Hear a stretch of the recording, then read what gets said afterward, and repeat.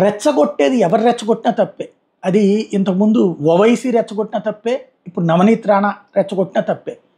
15 నిమిషాల పాటు కళ్ళు మూసుకుంటే హిందూ ముస్లింల సంఖ్య అటు ఇటు చేస్తాం అన్నటువంటి ఓవైసీ తప్పుగా మాట్లాడా అన్నాం.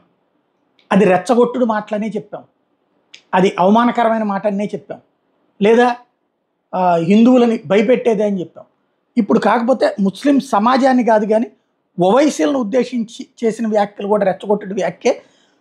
తమ్ముడు చెప్పాడు 15 నిమిషాలు పోలీసులను తొలగించినప్పుడు మేము ఏం చేయగలుగుతాము వారికి చూపుతాము అని. నేను వాళ్ళకి చెప్పాలనుకుంటున్నాను, ప్రియమైన తమ్ముడు, 15 సెకండ్లు పోలీస్ హతాలో దోనోకో పాటనహీన్ లగేగాకి ఓ కహాన్ సే ఆయా ఔర్ కెదార్కో గయా. దీనికి మీకు 15 నిమిషాలు పట్టచ్చు, కానీ మాకు 15 సెకండ్లు మాత్రం పడుతుంది.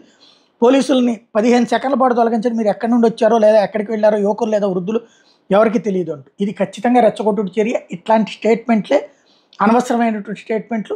మాధవీలత చక్కగా సక్రమంగా ప్రచారం చేసుకుంటూ వెళ్తున్నటువంటి సందర్భంలో ఇట్లాంటి వ్యాఖ్యల ద్వారా అనవసరమైన వివాదాన్ని నవనీత్ రాణా రెచ్చగొట్టింది. పోలీసులు 15 నిమిషాలు తొలగిస్తే మేము 100 కోట్ల మంది హిందువులను అంత ఆ రోజున అటుదిటి చేస్తామని చెప్పినటువంటిది అది ఎట్లయితే తప్పు అన్నారో ఇది కూడా తప్పు అయినటువంటిదే. మెయిన్ అక్కడ ఎంఐఎంకి కాంగ్రెస్ కోటేస్తే అది నేరుగా పాకిస్తాన్కి వెళ్తుంది. పాకిస్తాన్ చూపుతున్నటువంటి ఎంఐఎం పైన ప్రేమ, రాహుల్ మీద ప్రేమ తరహాలో ప్రధాని మోడీని ఓడించి రాహుల్ని గెలిపించండి అన్నట్టుంది. అదే పాకిస్తాన్ ఎడతాం, కాంగ్రెస్ ఎంఐఎంలు ప్రేమిస్తున్నామని చెప్తుందంటే విమర్శించారు. అట్లాంటివి విమర్శించవచ్చు, కానీ ఈ విధమైన రెచ్చగొట్టుడు వ్యాఖ్యలు ఉండకూడదు.